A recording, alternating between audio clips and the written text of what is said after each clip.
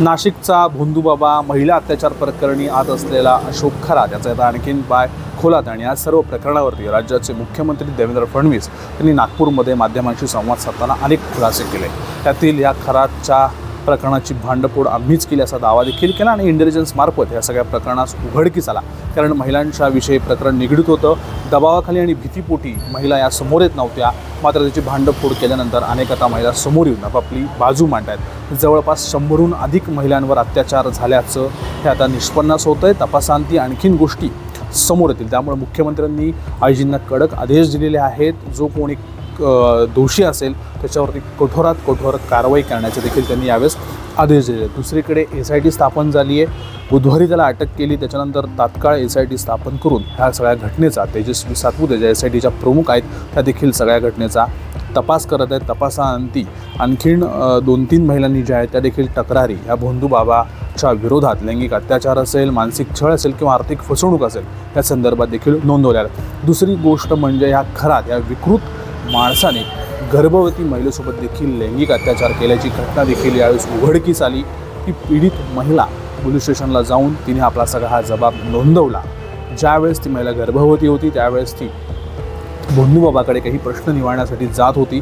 मात्र भोंदूबाबा तिला गुंगीचं औषध देऊन तिच्या नवऱ्याला केबिनच्या बाहेर बसवून केबिनच्या आतमध्ये हा भोंदूबाबा गर्भवती महिलेसोबत लैंगिक अत्याचार करायचा हे वारंवार झालं। त्या महिलेने अखेर आपल्यावर होत असलेल्या अन्यायाची वाचा फोडत आज या भोंदूबाबाच्या विरोधामध्ये नाशिकमधील सरकारवाड्यामध्ये पोलीस कंप्लेंट केली। ह्या भोंदूबाबाची एकूण जर संपत्ती जर बघितली तर 200 कोटींच्या आसपास आहे। नाशिक असेल, अहिल्यानगर असेल किंवा आजूबाजूच्या प्राईम लोकेशनमध्ये जे आहे 52 ठिकाणी जमीन आहे, त्यातील 11 जमिनी ह्या एकट्या खरातच्या नावावरती आहेत, तर उर्वरित जमिनी ह्या सामायिक नावावरती आहेत। SIT जी आहे ती ईशान्येश्वर आणि शिवकालिका मंदिरातील सुरक्षा कर्मचारी, त्याचबरोबर तेथील पुजारी, संस्थानातील जे कोणी पदाधिकारी आहेत त्यांची देखील आता कसून चौकशी करणार आहे।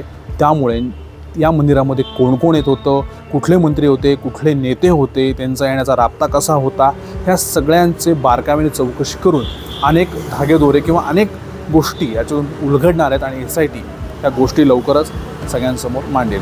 तिसरी गोष्ट म्हणजे त्याच्यामध्ये रुपाली चाकणकरांचा पहिल्यांदा तो राजीनामा झाला। महिला आयोगाच्या अध्यक्ष आहेत। मुख्यमंत्र्यांनी देखील यावेळेस भाष्य केलं की महिला आयोग असल्यामुळे महिलांच्या संबंधित विषय हा निगडीत असल्यामुळे आणि रुपाली चाकणकर आणि हा भोंदूबाबा त्यांना गुरुतुल्य पितृसमान मानत होत्या, त्याच्यामुळे कुठंतरी जी चौकशी आहे ही निपक्ष व्हावी ह्यासाठी त्यांचा राजीनामा घेतला आहे। त्यांनी राजीनामा देखील दिला। मात्र आता पुढचा नंबर कोणाचा, अनेक बडे अधिकारी याच्यामध्ये अडकलेले आहेत। मात्र या सर्व चर्चेमध्ये येते नाव दीपक लोंढे।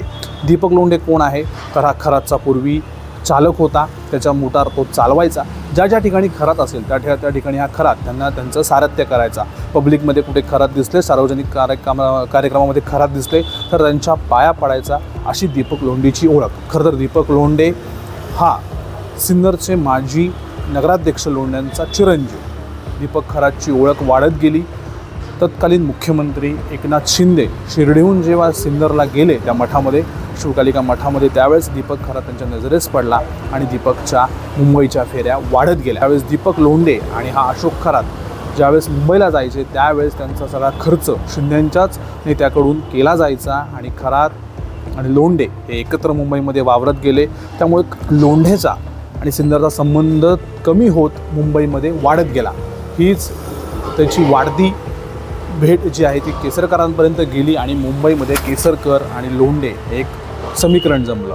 मग पुढे लोंढेंनी जमिनी खरेदी करणे असेल, ताबा मारण्याच्या सगळ्या गोष्टी करत होत्या। मग केसरकर शिक्षण मंत्री असताना देखील त्याचा आणि केसरकरांचा राबता वाढत गेला। केसरकर ज्यावेळेस नगरला किंवा त्या भागात जात असतील तर लोंढेंच्या घरी हमखास जेवण करून जायचे, असं देखील आता पुढे येत आहे। मात्र हाच लोंढे जेव्हा विधानसभेच्या निवडणुका झाल्या त्याचं आणि केसरकरांचं काहीतरी वाजलं, त्यामुळे तो बाजूला झाला। तत्पर्यंत खरातच्या आणि त्याचे संबंध देखील तुटले होते।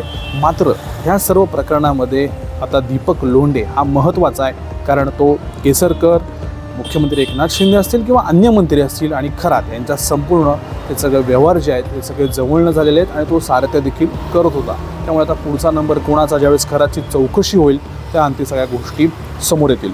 24 तारखेला खरातची पोलीस कोठडी संपतीये, कोर्टापुढे हजर केलं जाईल। SIT देखील तपास करते। तपासांती आणखीन गोष्टी 2-3 पुढे महाराष्ट्रासमोर येतील। तुर्तास धन्यवाद।